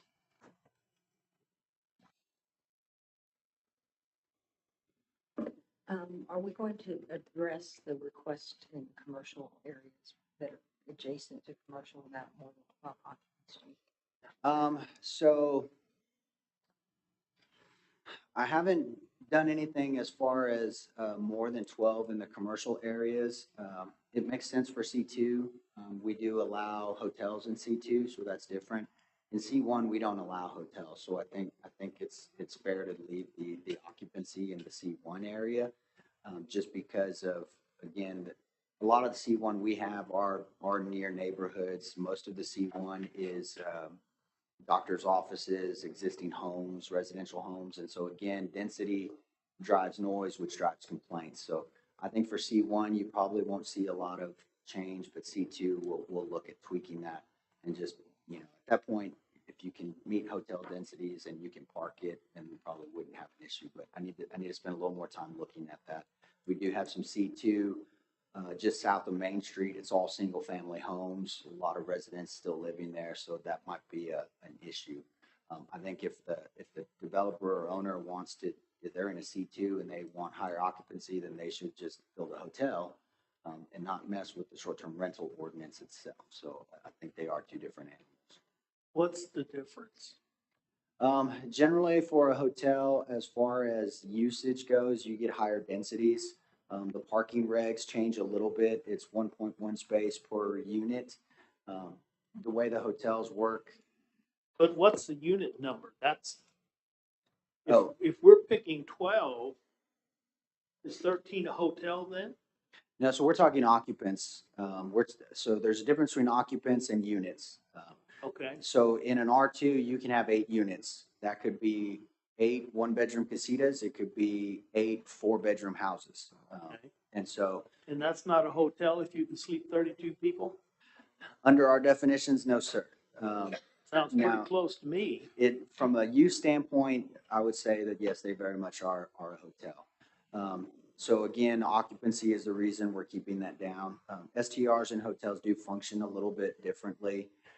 The STR generally, if you have 8 units on a site, they are all booked. Hotels, generally, you have some built-in economy of scale. You have some vacancies that can accommodate some additional parking and guests. And also the way you stay with your family at a hotel is different than the way you stay with your family at a short-term rental.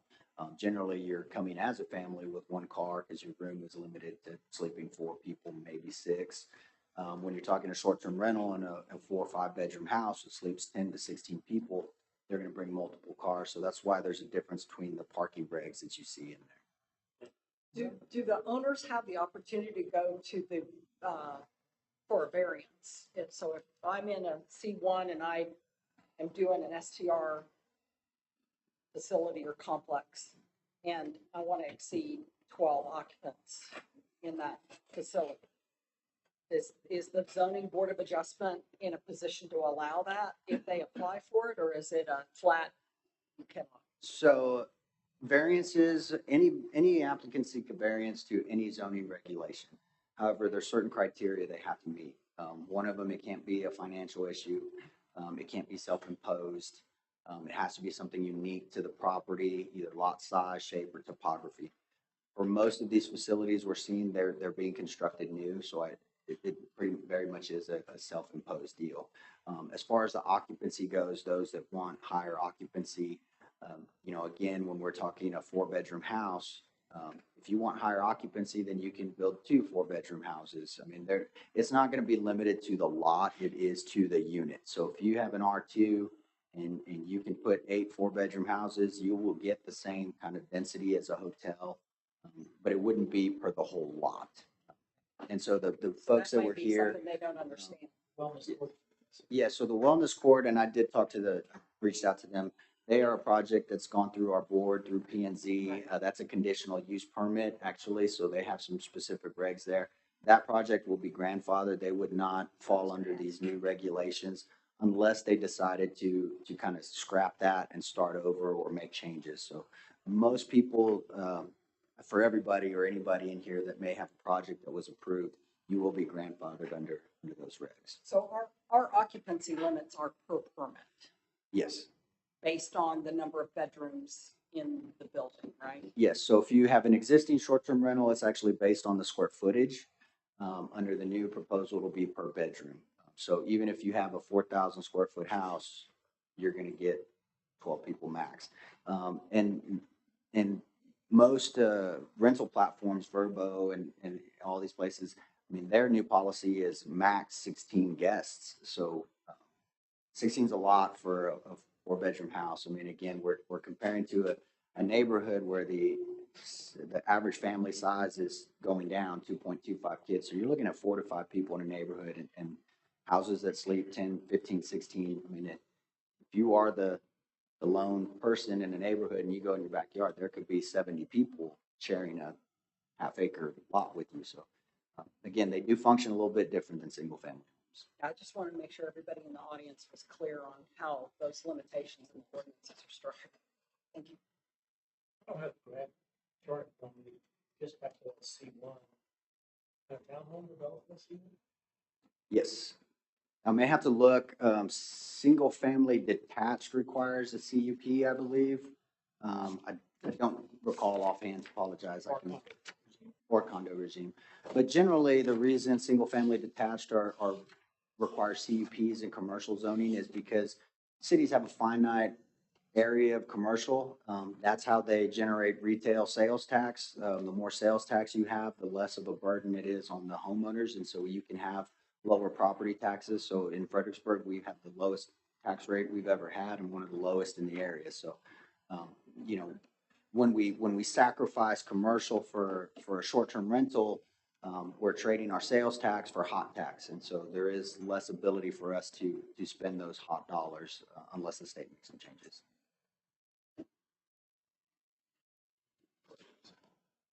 Next. Jason, the other week when we met with council, there was a discussion about using a matrix type situation, which I understand, or my definition is what's called a flow chart.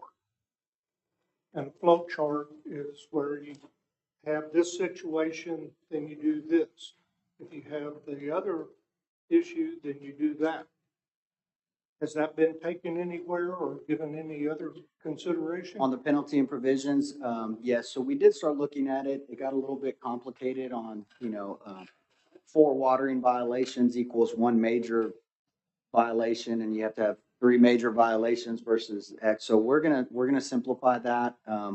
Again, our goal is compliance, and so we'll keep some language in there that talks about possibility of revocation of permit. It probably won't be a matrix style where it's just X number of strikes and you're out. It'll be something general in nature. The director may recommend to city council through extreme circumstances or multiple violations or something that they can be recommended to council or ZBA for a revocation of permit. But we're probably going to go very similar with the alliances as some type of escalating penalty or provision or fine. There's also our zoning code. So the old ordinance had that penalty and provisions because it was not in the zoning code. Now that all of this is in the zoning code, all of it could be a zoning violation. So any violation could be up to $1,000 a day that it continues. So I think we have plenty of flexibility on that side, but we're probably going to move away from the matrix to keep things simplistic. Flowcharts are great, but sometimes it's a little too much. So. Okay. Anybody else? Tim, Daryl, no questions? Down here, Cindy? We had an email inquiry from Rhoda Reynolds regarding the use of her property. She uses it for short-term rental and to allow her friends and family to stay there. Her inquiry regarded losing her permit after a 90-day usage for her family. Can we address that? So I'm assuming she's in R1. I would really, okay. I probably need to sit down with her and go over that. There's a lot of unique situations that we see with short-term rentals. And so, so yes, under the new rules, does she live there? Does she not live there? No, she's non-owner occupied. Okay. So yes, she would have to at least rent it out, once every 90 days to keep that grandfather. Or she can make her relatives pay.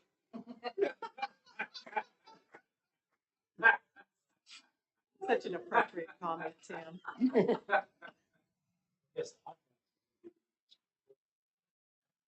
Yes, so every year when it's time up for renewal, what we're going to do is flag all of the existing short-term rentals in the city. We'll have to document them with their date.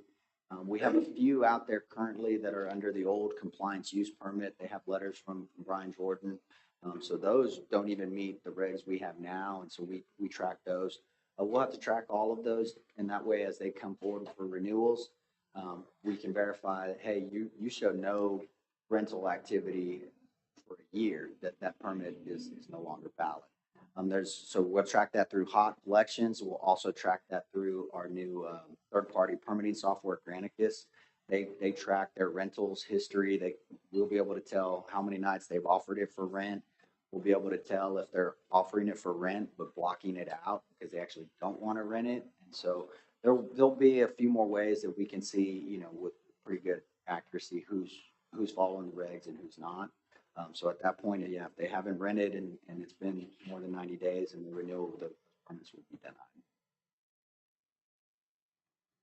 What's the problem we're trying to solve with that one? Because it would seem that we're kind of incentivizing more STR use in neighborhoods.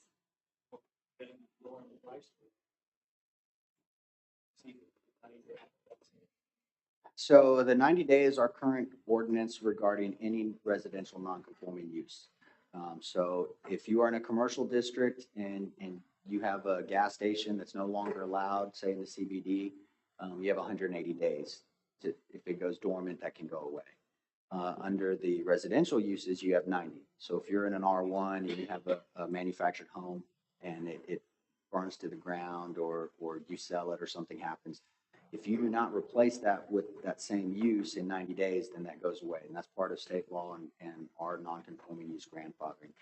We didn't want to get into creating new regs for short-term rentals as far as non-conformity and grandfathering goes, because we don't want to treat them different. Our goal is to treat kind of everybody has to be the same, play by the same rules. So really it's a function of state law, and our law is properties can continue their use. Courts have said that, the state has said that. So that's why there's no sunset provisions. That's why there's after 5 years, they don't go away. That's why you can sell it and get a new permit because that use is there. So 90 days seems like a long time for some, and for some it's super short. So it kind of just depends on your viewpoint. I'm gonna stick to 2 instances.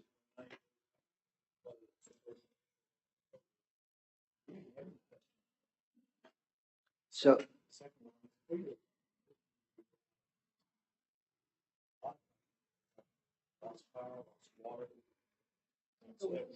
Got that. So if you look at the regs, it actually requires a voluntary cessation of use for 90 days. So if, say I were to inherit some property from someone and it's a short-term rental, and my sister was upset that she didn't get it, and she sues and we're in court for 6 months, that is not a voluntary cessation of the use. So once that court issue was resolved, they could come back and we would let them do that. We also did some carve outs, like I said, for the winter Texans. And then if you're doing a home repair, remodel, and you need to shut down, given the supply chain issues and labor shortages, we felt, no, that's not the case. So this would really only apply in a situation where you own a short-term rental. You made the business decision as an owner to say, hey, I'm going to rent this to someone for a year, and it becomes a long-term rental. And at that point, that STR goes away. So again, we're trying to provide some flexibility, but ultimately it's the landowner's decision if they want to maintain that or not. Can you walk us through what enforcement is going to look like when we have the Granicus 24/7 hotline and police on call for after hours and code enforcement during daylight hours or whatever their hours are? Is that going to be like ironed out before we vote? Not the Granicus portion. We're still going through our transition through them. We had our first meeting this week. We're working on right now workflows for registration. The 24-hour monitoring hotline, probably workflow will be done later than that. Our goal is really to get people registered first, start finding them. There's a couple of ways we can do it. Different cities are doing it different ways. My thought process right now, again, I'm just kind of shoot from the hip a little bit because we haven't talked to them about this, but if someone texts that number, a complaint, and they can text, they can send video, they can send audio if they want. At that point, there's a couple ways we can do it. We can send it straight to code enforcement, or we can send it straight to PD, or we can send that to the owner or operator that's on file. And then that would give them the 30 minutes or the 60 minutes to address the issue. Now, second violation that same night would probably not go to the owner operator, probably go straight. So that's kind of what we're kicking around. I don't think I'll have that set in stone, that process, before we're ready to vote. But the other option is from a citizen standpoint, they don't have to use Granicus. They don't have to do that. They could just call PD and PD could go out there and issue a citation instantly. So a lot of it will depend on how the owner or the neighbor or the complainant feels about coming forward. Do they want to contact Granicus, give their name and number? Do they want to call PD, or do they just want to send an email to code enforcement and say, hey, can you look into this? I don't want to complain. I know the owners, they're nice people. So it really will depend on who's complaining on how that process works. You're not going to have that set in stone. Probably not. That process will probably be a little bit more fluid. That won't be codified in the code. That'll be our kind of internal processes right now. So we don't bring code enforcement issues to y'all unless we're making a big change. If we're talking fee structure or something, we would possibly do that. But I don't, at this point, I don't think, because it's not in the code, I don't think that'll be something right to you. So one of the reasons, sorry, I got a question. It's okay. One of the reasons why I really like cups is because that triggers the notification to surrounding landowners. And as we were looking at in R1 for some of those, what's it called, last man standing situations, is there any way before we vote, could we see numbers on affected properties? If it were, I think the guidance was 50% or more in 2 lines, but then how many if it were 75% in 3 lines? Is there a way we could look at the differences? Because I feel like we're kind of shooting from the hip. I think there's a lot over there. You know, So yes, we will have the ability, we're starting to map those now. And I apologize that my mapping hasn't been very fast recently. But hopefully Granicus already has 90% of our existing short-term rentals mapped already because they scrape websites all year long, whether we're a customer or not. So when we come through a CUP, we'll be able to quickly say, you know, in a 3-block radius, there are 50 or there's 5. We will probably mostly focus on that immediate block just because that's who's immediately affected, front, side, and rear.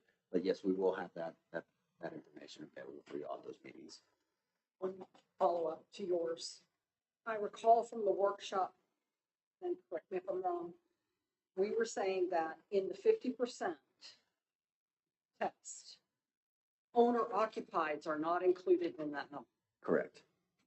50% was only unoccupied STRs in that block. Yes. Okay. So you may have 100% STRs on that block, but they're not all unoccupied. So the owner occupieds are removed, and then the test is applied to the remainder to determine whether that's truly a stranded property. Yes. So if it is all, so if I look at a map, I'm going to see 8 lots. I may see 7 STR permits. I may only see 1 that is grandfathered unoccupied. So that will definitely affect staff's recommendation moving forward. So if you're by right, are you taken out, basically? Yeah, this really is for the unoccupied short-term rentals, because again, those are kind of the ones that are being grandfathered. So to allow more of those, you really do have to be the holdout, last man standing, the island, however, the donut hole. And so I'm trying to put on the mindset of that stranded property owner sitting there. So if I'm on a corner of a block and everybody else around me is an STR and I'm not, but 49% of them are unoccupieds and 51% of them are occupieds. What are my options? So I'm still the only residence on my block that doesn't have an STR.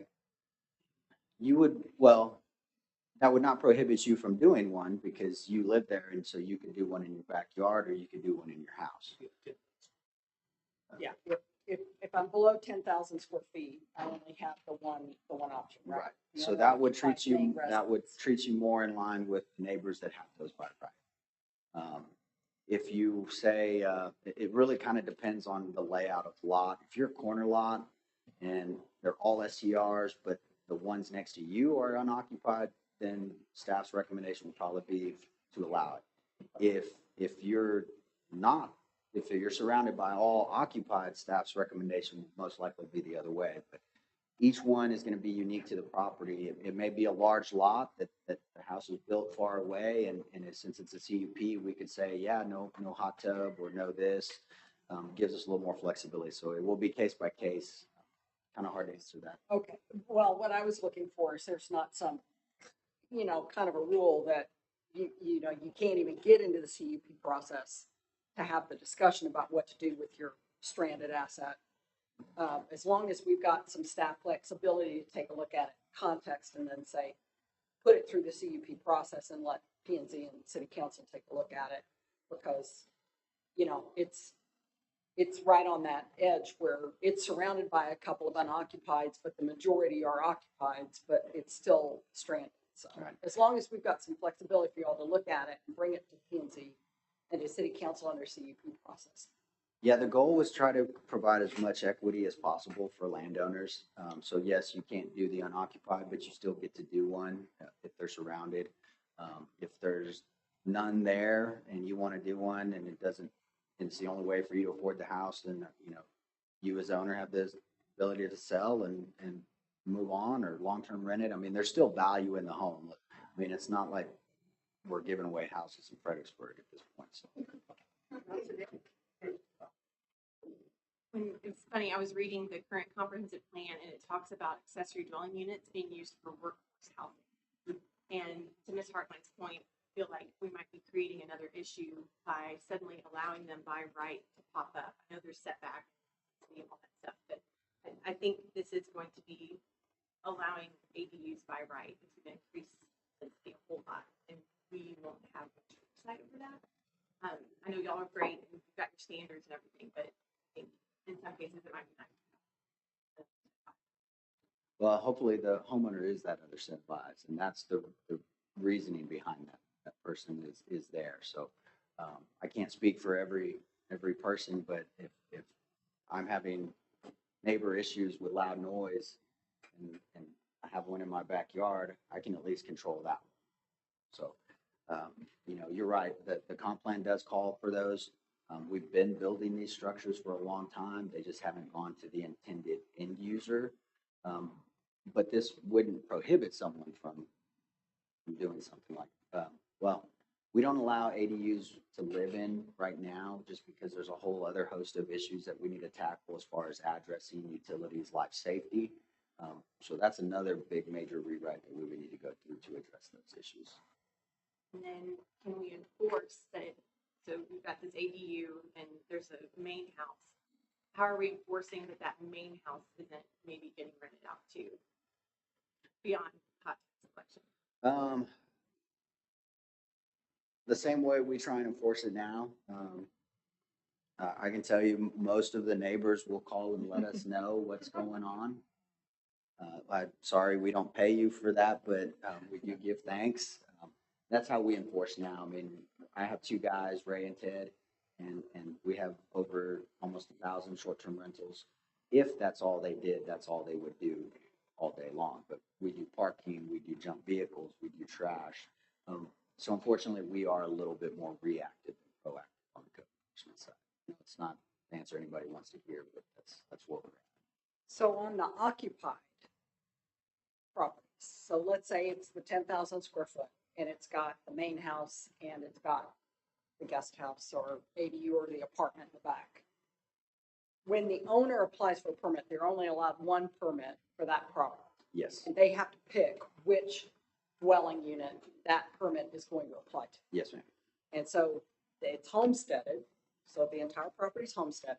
And the owner has the option to either live in the main house and rent the accessory unit or live in the accessory unit and rent the main house. But they're not allowed to do both. They are only allowed one permit, and the permit follows the dwelling, and the dwelling specifies the occupancy and the parking, et cetera, et cetera. Yes, ma'am. So just want to make sure we're all clear. So say someone has bought a house, they want to do a short-term rental accessory, they've got the building, they don't have the parking on the house. They could say, well, I'm just going to rent the back and do it. And so we wanted to give some flexibility. We have situations now where people own a house, and they actually live in their accessory dwelling in the back just because the house is so large and they don't want to clean it, or it's just dilapidated and they don't want to mess with it. So we kind of just looked at it like it's their homestead. If they want to sleep in the backyard or the front yard, we'll let them sleep where they want to sleep. So. But the point being, they get one permit. One the permit has to be tied to the dwelling. They Yes. can't flip dwellings back and forth. They have to specify which dwelling is the rental. Right. They could change their permit. Right, but they have to change the permit. They can't just change their advertising and do it that way. They literally have to come in and change the permit. Right, because if you remember, we're going to now require all short-term rentals to have a sticker as part of the police BECA system. So when that officer shows up, he needs to know which house he's going to. So if they're in the back, obviously the sticker still needs to be at the front so that they know. But once they access that information, they'll know where to go and who to contact. So that's why they can't go back and forth without updating, so that we make sure that everything's there. And so if they don't update, then that is probably a major violation, because to me, that is forgetting to fill out a form may seem like a minor violation, but those are government documents that give you permission to do something special, and so they need to update. That would be a major violation. The appraisal district would have a major problem with that too, because your tax, you don't get a homestead exemption on your accessory. Well, the way they calculate homestead, I'm not sure if they do it to the entire property value. They do it by the percentage of the home. So if your accessory building is 25%, then they take. No, I might be really dense, but I'm not understanding how apartments can have grandfathered non-conforming use CRs. Because if they're on annual leases, I mean, is it someone who's just staying there for X number of years? No, so I'll use an apartment complex, I won't say the name, but they have multiple buildings. They have 2 buildings towards the front that have 4 units each, little fourplex. So the long-term tenants all utilize the other buildings. Those 4 are actually short-term rentals. So that's why they're grandfathered, because they have that permit in existence. We allow apartments. If one of those apartments, they decided to rent to a long-term rental for a year, then at that point, they would lose that permit for that unit, and they may be left with 7. If the new management took over and said, hey, I'm gonna get everybody in because I'm working on a building and they can move them over, it's more than 90 days, then they would lose all of those permits. So again, tracking is always key. I wish I could say we had eyes and ears everywhere. We don't. We'll try and catch as many as we can. But we do have to have the regs on the book so that when we do find it. The name of the reference to the name of are they actually using it as STRs or is it for? No, they're short-term rentals, and based on their hot collection, they're popular. They book. It seems insulting. That's like the closest thing we have to good attainable housing. Well, and that's why moving forward, we would not allow those. Yeah, it seems like those will eventually all take care of themselves easier than the owner. I can tell you when I first came on and back in the summer and we started running those numbers, I was shocked that we had those in the R3s and R2s. So is what it is. Anybody else have any other questions? Sent an email on Friday. So we did hear back. Sounded like everybody was good. If we obviously can't get to a vote tonight because we still have some work to do. So my goal is to finish up the language. I do need to incorporate the fines and Mr. Saidi's issues. That's really all I have left outside of tweaking the penalty and provision language. So again, goal is to have this to you on Friday. That would give us a week and a half, to get to that next vote. Again, we're only a few items that will be changing, so I'll highlight those for you so it's very clear. You can jump straight to it. But we would need to have a second meeting, yes. You said you can't make it down.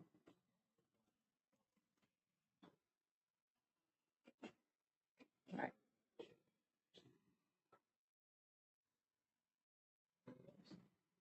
Anybody else have questions? All right. So we're not going to take any action. So are we deferring, or what is the term we have to have? What kind of motion do we need? So you can have as many meetings as you need to within 20 days of tonight. Now we have, obviously you're backed up against the city council's scheduled public hearing. So you may not have a full 20 days, but if you're not going to take any action tonight, you don't really have to do anything. If you want to make a motion, you can just make a motion to take no action tonight. And if you want to announce the next meeting, so that's on the record, you could do that as part of that motion.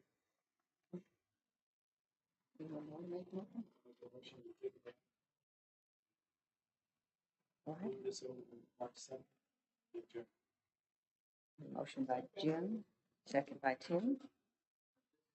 Just clarification, 5:30, same time? Yeah. Right. Yes. Okay, I have a motion by Jim, second by Tim. Do you have any other discussion? please listen. Oh, no. All in favor, aye? All opposed? All right. Anything else?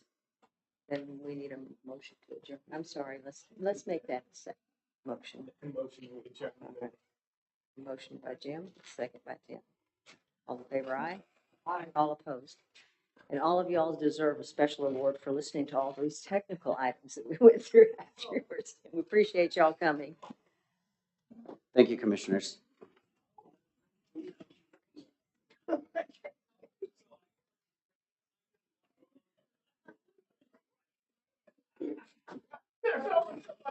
Oh, just, we still are live and recording.